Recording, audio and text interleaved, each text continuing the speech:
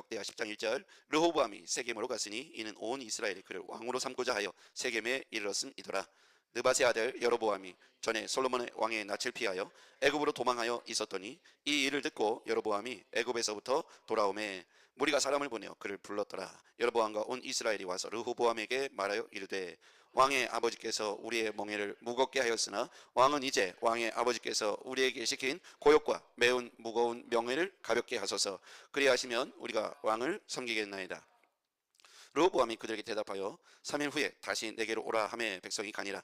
르호보암 왕이 그의 아버지 솔로몬의 생전에 그 앞에 모셨던 원로들과 의논하여 이르되 너희는 이 백성에게 어떻게 대답하도록 권고하겠느냐 하니 그들이 대답하여 이르되 왕이 만일 이 백성을 후대하여 기쁘게 하고 선한 말을 하시면 그들이 영원히 왕의 종이 되리이다 하나 왕은 원로들이 가르치는 것을 버리고 그 앞에 모시고 있는 자기와 함께 자라난 젊은 신하들과 의논하여 이르되 너희는 이 백성에게 어떻게 대답하도록 권고하겠느냐. 대답이 백성이 내게 말하기를 왕의 아버지께서 우리에게 매운 멍에를 가볍게 하라 하였느니라 하니 함께 자라난 젊은 신하들이 왕께 말하여 이르되 이 백성들이 왕께 아뢰기를 왕의 아버지께서 우리의 멍에를 무겁게 하였으나 왕은 우리를 위하여 가볍게 하라 하였은즉 왕은 대답하시기를 내 새끼 손가락이 내 아버지의 허리보다 굵으니 내 아버지가 너희에게 무거운 멍에를 매게 하였으나 이제 나는 너희의 멍에를 더욱 무겁게 할지라. 내 아버지는 가죽 채찍으로 너희를 치셨으나 나는 전갈 채찍으로 하리라 하소서 하더라.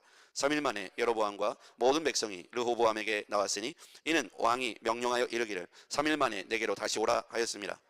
왕이 포악한 말로 대답할세 르호보암이 원로들의 가르침을 버리고 젊은 신하들의 가르침을 따라 그들에게 말하여 이르되 내 아버지는 너희의 멍에를 무겁게 하였으나 나는 더 무겁게 할지라. 내 아버지는 가죽 채찍으로 너희를 치셨으나 나는 전갈 채찍으로 치리라 하니라. 왕이 같이 백성의 말을 듣지 아니하였으니 이 일은 하나님께로 말미암아 난 것이라. 여호와께서 전에 실로 사람 아히야로 하여금 느밧의 아들 여로보암에게 이르신 말씀을 응하게 하심이더라. 온 이스라엘은 왕이 자기들의 말을 듣지 아니함을 보고 왕에게 대답하여 이르되 우리가 다윗과 무슨 관계가 있느냐. 이새의 아들에게서 받을 유산이 없도다. 이스라엘아 각각 너희의 장막으로 돌아가라. 다윗이여 이제 너는 내 집이나 돌보라 하고 온 이스라엘이 그들의 장막으로 돌아가니라. 그러나 유다 성읍들에 사는 이스라엘 자손들에게는 르호보암이 그들의 왕이 되었더라. 르호보암 왕이 여권의 감독 하드람을 보냈더니 이스라엘 자손이 저를 돌로 쳐 죽인지라. 르호보암 왕이 급히 술에 올라 예루살렘으로 도망하였더라. 함께요. 이에 이스라엘이 다윗의 집을 배반하여 오늘날까지 이르니라. 아멘. 할렐루야. 네, 오늘도 우리에게 주시는 하나님의 은혜가 있기를 주의 이름으로 축복합니다. 자, 오늘 솔로몬이요 40년의 통치를 마치고 그가 다윗에게로 돌아갔다. 다윗의 조상에게로 돌아갔다. 즉 세상을 떠난 거죠. 솔로몬의 영화도 40년 만에 그치게 되었습니다. 다윗이 일궈놓은 하나님을 향한 신앙이 솔로몬에게 이어지고 솔로몬 때에서 아버지의 신앙을 물려받아서 또 성전을 봉헌하는 축복을 누리지요.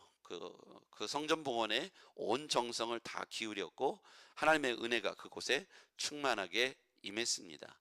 이 모든 과정을 통해서 솔로몬에 대해서 부귀의 꽃을 피우죠. 그런데 솔로몬의 그 말미에 보면 그가 이 주변 나라들과의 결혼 정책을 통해서 안정을 꾀하고자 하므로 하나님이 두 번이나 경고하셨죠. 우상 숭배를 하지 말라고 2번이나 경고했음에도 불구하고 이 솔로몬 왕이 자신의 왕권을 유지하기 위해서 주변 나라들의 우상들을 받아들이면서 결혼 정책을 쓰면서 그 우상들도 용인하고 묵인하는 과정에서 이스라엘은 우상 숭배의 나라로 점점 변화가고 있었다는 것이죠. 여러분 생각해 보면 솔로몬이 누렸던 지혜, 그건 다 하나님께서 주신 지혜 아니겠습니까? 그가 말할 수 있는 지혜가 아니었고 하늘의 하나님께서 그에게 허락한 지혜를 그가 잠시 소유하고 누렸을 뿐입니다.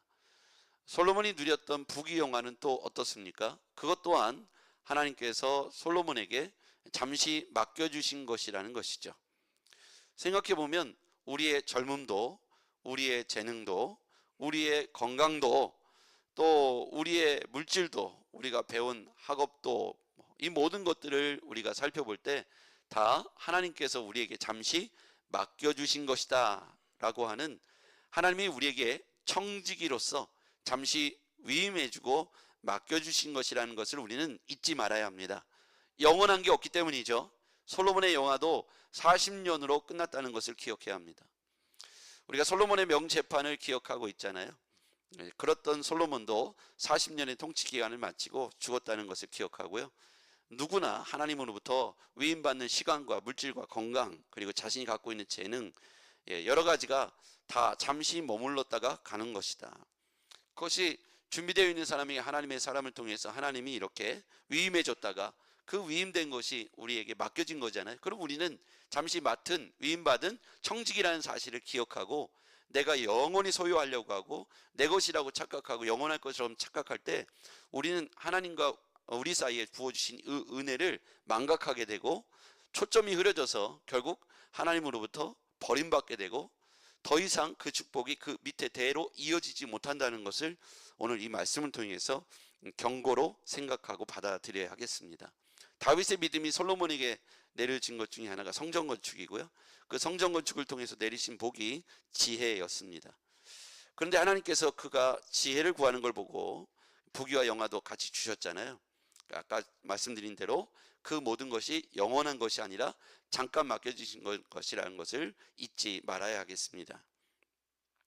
솔로몬이 이렇게 세상을 떠나면서 그의 아들 르호보암이 이제 왕위에 올라가게 되죠. 그런데 이 솔로몬이 자신의 부귀와 영화를 지키기 위해서 백성들에게 무거운 멍에를 지어줬다는 것을 오늘 본문에 나와 있어요. 그래서 북쪽에 있는 이스라엘 사람들은 이 불만이 상당히 쌓여 있었다는 것이죠. 르호보암이 왕이 되는 것이 당연하지만 르호보암은 남유다, 유다와 베냐민 지파에게 국한된 왕으로 전락하게 되죠. 그리고 10개 지파, 12지파 중에 남유다, 그러니까 유다와 베냐민 지파 두 지파만 이 르호보암을 따르고요. 여로보암을 따르는 사람들이 생겨났습니다. 북이스라엘, 북쪽에 있는 10개 지파, 상당수죠. 12지파 중에 10개 지파만 솔로몬의 아들 르호보암을 따랐고, 반대로 여로보암을 따르는 북쪽에 있는 지파는 10개 지파나 되었다는 거예요. 솔로몬이 죽었다는 얘기를 듣고 여로보암이 애굽의 피난에 있다가 돌아와서 그의 아들 르호보암을 면담하죠. 그러면서 조건을 얘기합니다. 아직은 남유다와 북이스라엘로 갈라지기 전입니다. 4절 보겠습니다. 왕의 아버지께서 우리의 멍에를 무겁게 하였으나 왕은 이제 왕의 아버지께서 우리에게 시킨 고역과 매우 무거운 멍에를 가볍게 하소서. 그리하시면 우리가 왕을 섬기겠나이다.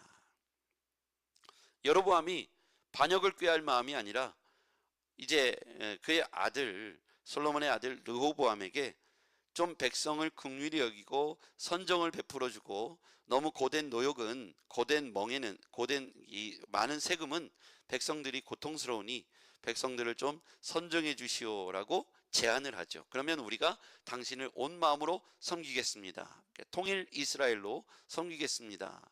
사실은 솔로몬 이후에 여로보암과 르호보암으로 갈라지기 전에, 남유다 북이스라엘로 갈라지기 전에 그의 신하 여로보암이 찾아와서 이 제안을 먼저 한 거예요. 그 이야기를 듣자 르호보암이 3일 뒤에 다시 와라, 내가 그때 답을 주겠다라고 말하고 두 부류를 만나죠. 첫 번째는 원로들을 만납니다. 이 원로들은 아버지 때로부터 함께 정치를 했던 원로들이겠죠. 8절.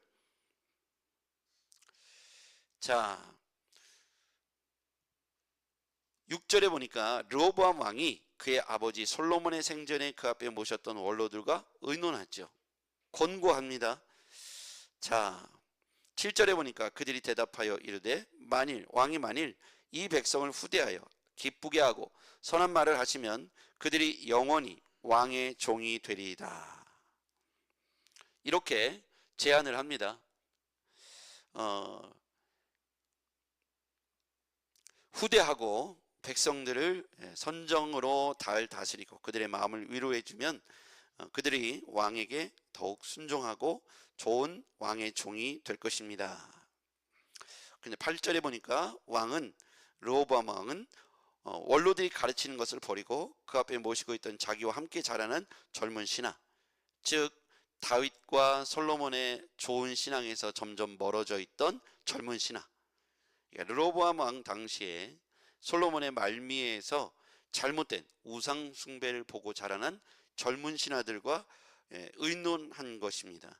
그러니까 원로들이라 하면 아버지 다윗 그리고 그의 아들 솔로몬부터 어떤 신앙과 믿음으로 하나님 앞에 어떻게 살았는지를 잘 알았던 원로들은 그들을 선하게, 그들을 후하게 대해줘라.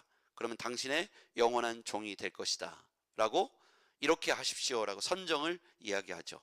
조언을 그렇게 했습니다. 그런데 이 르호보암 왕은 그 원로들의 권면을 버리고 자신과 함께 자라난, 즉 하나님을 잘 모르는, 가치가 하나님보다는 우상 숭배를 보고 자라난 젊은 신하들과 함께 또다시 의논합니다. 그랬더니 그 신하들은 더욱 무겁게 하라는 거예요. 11절, 내 아버지가 너희에게 무거운 멍에를 매게 하였으나 이제 나는 너희의 멍에를 더욱 무겁게 할지라. 내 아버지는 가죽 채찍으로 너를 치었으나 나는 정갈 채찍으로 하리라 하소서 하더라.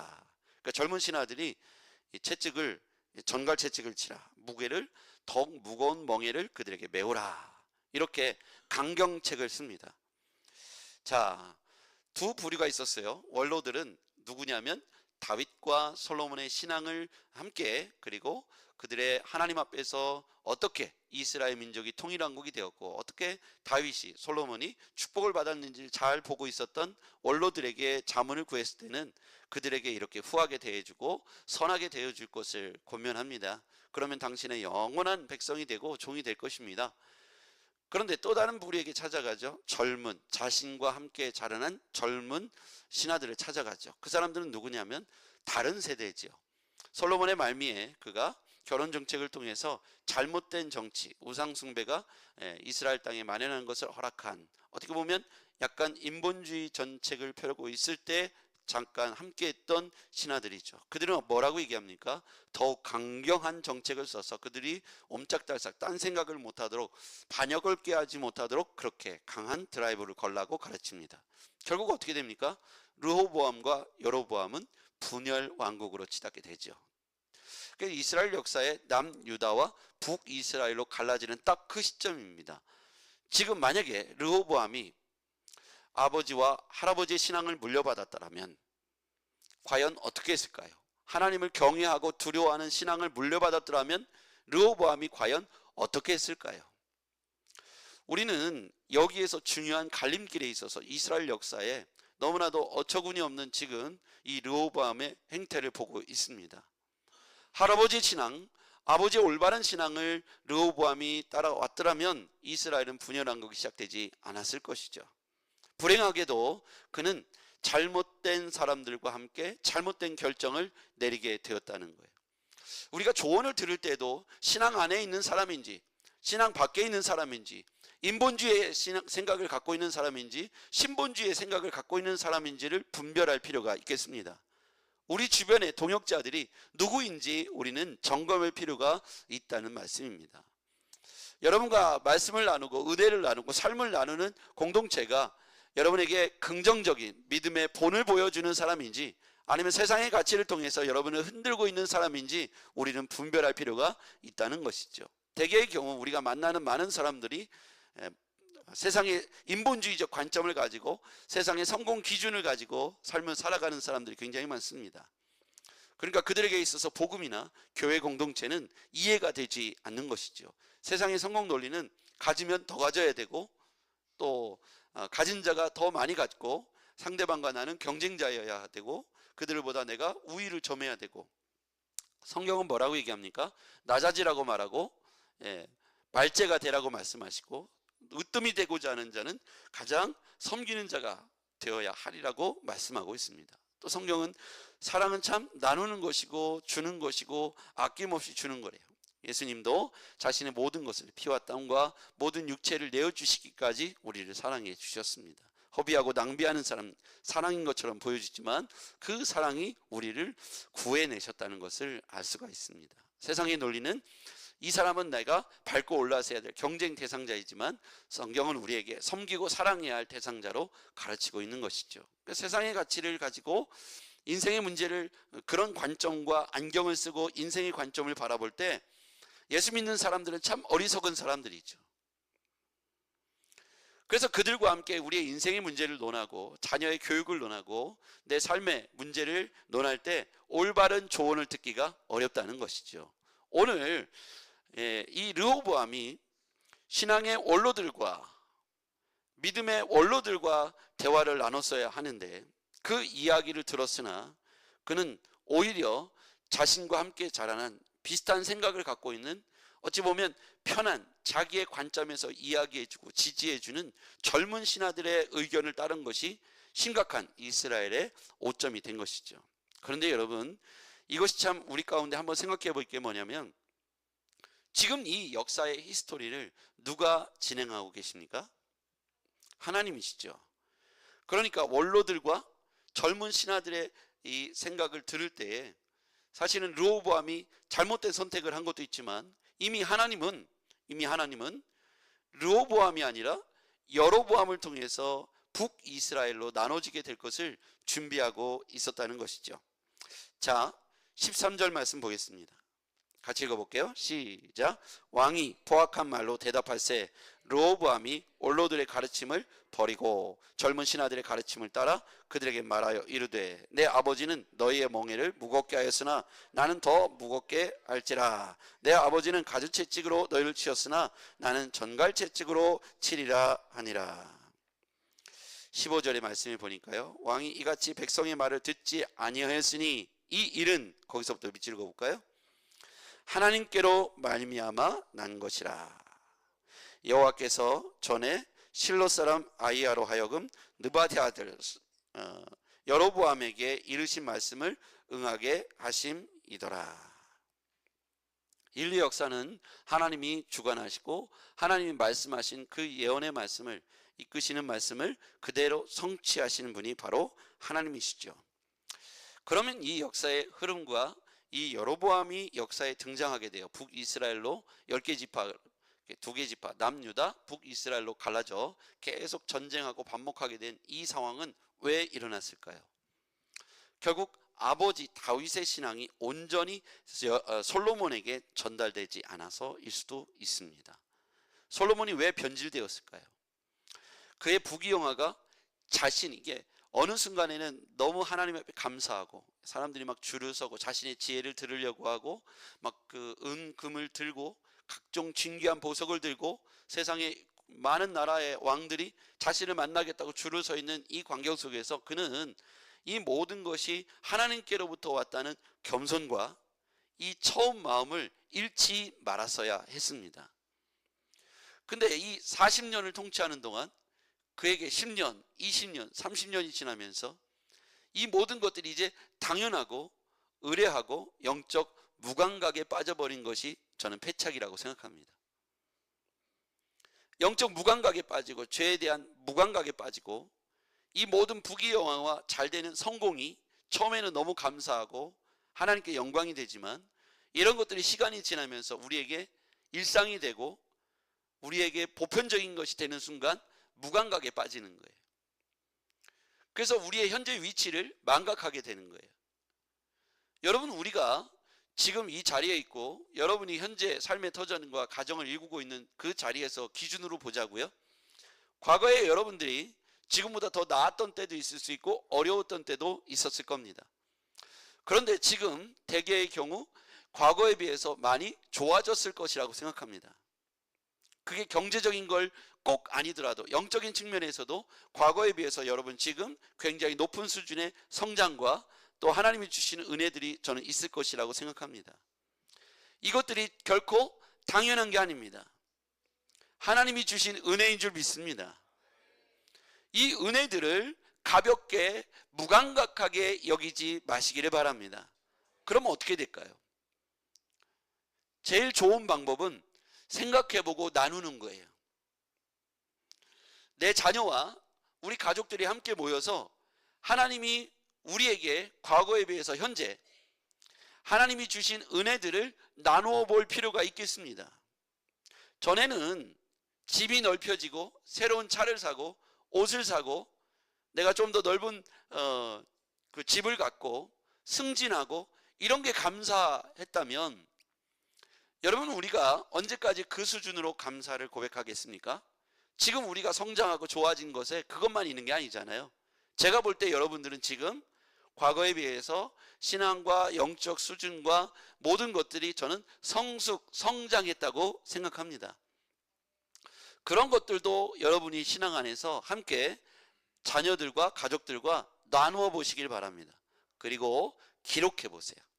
기록하셔서 그거를 벽에다가 뭐 써서 하시든 이렇게 워드 프로세서로 쳐가지고 붙여 놓으시든, 하나님이 나에게, 하나님이 우리 가정에게 부으신 은혜들을 고백하고 쓴 것들을 잘 보이는 곳에, 차에, 여러분이 갖고 있는 어떤 가방에 한번 그것들을 잘 보이는 곳곳마다 넣어 보십시오. 그리고 솔로몬처럼 그의 인생 말미가 비참하게 하나님과 떠나 하나님과 멀어진 인생이 되지 마시고 점점점 가까워지고 누적된 하나님의 은혜가 날마다 아침마다 새롭게 고백되어지기를 주의 이름으로 축복합니다. 그럴 수만 있다면 얼마나 은혜로울까요? 그렇죠? 우린 대개의 경우 시간이 지나면 잊고 이제 감사했던 시간보다 더 라고 말하고 불만과 원망들이 스물스물 올라오기 시작하잖아요. 처음에는 너무 감사하다라고 말하다가 시간이 지나면 당연히 있어야 될 것처럼 그 순간들을 요구하게 되고 영적 무감각이 오고 감사의 무감각이 오고 교만이 찾아오죠. 한 마을이 있었습니다. 어느 마을에 아침마다 일어나면 누군가가 자꾸 10,000원씩을 갖다 주는 거예요. 문 앞에 이렇게 봉투에 10,000원씩이 꽂아 있는 거예요.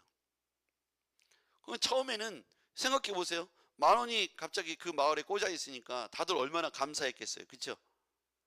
이게 웬 횡재야? 설마 했는데 다음 날에도 있는 거예요. 그 다음 날에도 있는 거예요. 계속되다가 어느 날 하루가 빠졌어요. 사람들은 어떤 반응을 보였을까요? 왜 안 주는 거야? 여러분, 이게 우리가 생각해 봐야 할 지점이 있어요. 아침마다 은혜가 새로운 것은 세상에 공짜가 없고 세상에 당연한 게 없고 세상에 이 땅에 원인과 결과가 없는 게 없는 거예요. 그렇죠? 근데 어느 순간부터 우리는 그게 당연하게 되고 권리처럼 여기는 거예요.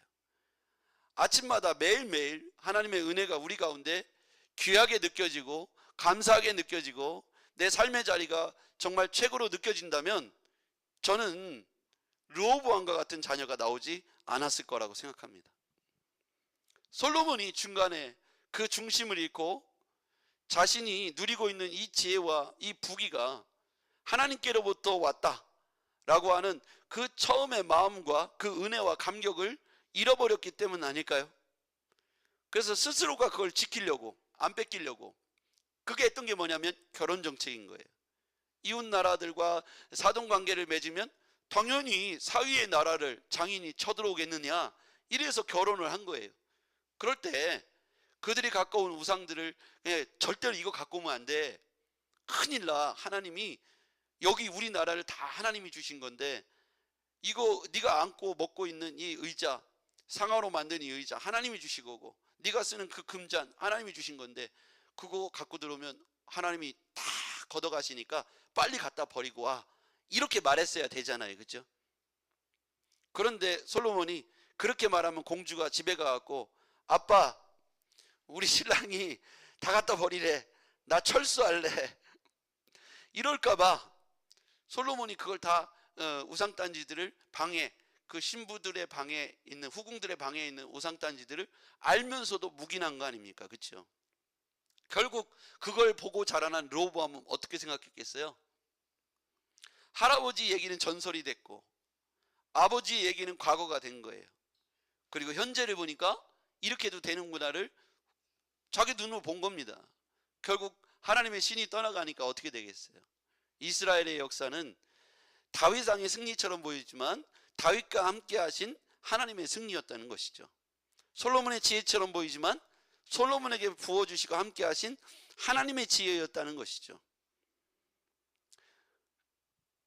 그래서 우리는 하나님 앞에서 우리의 은혜의 근원이 어디였는지, 출발점이 어디였는지를 잘 기억할 필요가 있겠습니다. 그러려면 기록하시고 보시고 붙여 놓으셔야 돼요. 그리고 자녀들에게 이 이야기를 반드시 해줘야 됩니다. 네가 입고 있는 옷 누가 사줬지? 아빠요, 엄마요, 그럴 거 아닙니까? 그럼 그 아빠와 엄마는 누가 하나님이라고 정답을 말했네. 누가 주셨지? 하나님이요. 이 말이 매일 반복돼야 돼요. 그렇지 않으면 세상에 나가면 세상의 가치와 인본주의의 시각에서 우리는 교육받잖아요.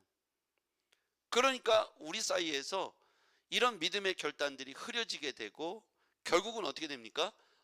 다른 세대, 어나더, 완전히 다른 세대가 우리 뒤에 나오게 되는 거예요. 이게 진짜 무서운 거 아닙니까? 솔로몬의 영화도 다윗의 강성함도 3대가 못 갔어요. 그럼 르호보암은 하나님을 두려워하거나 하나님을 섬기지 않았을까요? 아니죠. 섬기지만 뭐가 들어왔냐면 혼합주의가 들어온 거예요. 이게 무서운 겁니다. 신앙에 혼합주의가 들어와서 중탕이 되어버리는 순간 하나님을 향한 온전한 신앙이 훼손되는 거예요. 그렇죠? 그럼 하나님이 지지하겠습니까? 지지하지 않겠습니까? 당연히 지지하지 않겠죠. 지지를 철회하시겠죠. 그 할아버지의 신앙, 아버지의 신앙을 통해서 내려줬던 그 신앙의 명문 가문을 철회하겠죠. 왜요? 고통스러워야 그들이 다시 하나님을 찾으니까요. 지금 우리에게 우리의 삶의 주변에서 만약에 고통스러운 시간들이 우리에게 왔다면, 그게 경제적인 거든 자식이든, 그럼 우리는 이렇게 생각해 봐야 돼요. 나의 신앙의 지점이 혼합주의가 들어왔지는 않은가? 하나님이 지금 나를 지지하고 있지는 않는지, 하나님이 지금 나를 지지하시는지 지지하고 있지 않은지 그걸 점검해 볼 필요가 있어요. 만약에 내 삶이 원하는 대로 되지 않고 자꾸만 어그러지고 부정적인 결과가 계속해서 반복되고 있다면 근원적인 질문을 해야 돼요. 샘 근원을 점검해 볼 필요가 있다는 거예요. 물이 솟아나는 샘 근원을 점검하라는 거예요. 자꾸만 흙탕물을 아래서 정수하려고 하지 말고 샘 근원을 맑게 하면 순식간에 시간이 지나면 맑은 물을 우리가 얻게 되는 것처럼 똑같아요. 우리가 뭔가 어그러져 있고 잘못되어 있다면, 원하는 대로 되지 않고 스텝이 꼬이고 있다면, 하나님 안에서 형통이 안 되고 하나님의 지지가 내 삶에 없는 것처럼 느껴질 때 내 삶에 들어와 있는 종교 혼합주의가 있는지, 우리 자녀들과 우리 가정 가운데 혹시 하나님 앞에서 잘못된 삶의 생활들의 패턴들을 연속하고 있지는 않은지 점검해 봐야 돼요. 하나하나씩 예배 생활, 헌금 생활, 봉사, 헌신, 그리스도인으로서 향기와 빛을 발하고 있는지, 그리스도인으로서 기본적인 덕목들을 점검해 봐요. 그럼 어디에서 할 수 있는가? 제자훈련에 오면 할 수가 있어요. 저랑 같이 제자훈련하면 이제 우리 제자훈련 그 점검표 있잖아요. 점수 매기잖아요. 그 점수를 매기면 문제점이 드러날 거예요. 그렇게 하면 안 되는 거예요. 그래서 저와 함께 제자훈련을 잘 받으셔야 됩니다. 점검을 해보면은 내가 지금 잘못된 지점이 나와요. 그럼 하나님이 지지하지 않겠구나라고 하는 결론에 이르면 그 부분부터 다시 수정해 나가면 하나님의 지지가 우리 교회에, 이 나라에, 여러분의 가정에, 가문에, 여러분 자신에게 하나님의 지지가 시작되면 그때부터 묶여있는 문제들이 풀어지고 막혀있는 문제들이 해결되며 하나님의 은혜의 역사가 시작될 줄 믿습니다. 다른 세대를 우리가 키우면 안 돼요.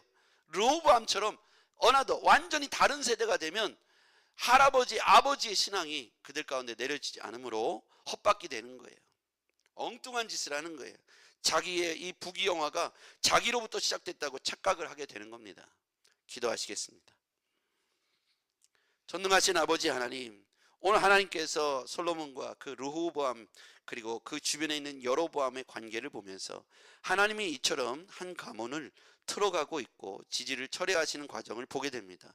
새 역사에 여로보암을 준비하시고 하나님께서 북이스라엘과 남유다로 갈라지게 하신 이 모든 일들이 결국 솔로몬 말미에 있었던 혼합주의로 말미암아 우상숭배의 죄가 하나님의 경고에도 불구하고 계속되었을 때 하나님이 결국은 여로보암을 준비하셔서 새로운 왕으로 세우셨던 것을 보게 되었습니다.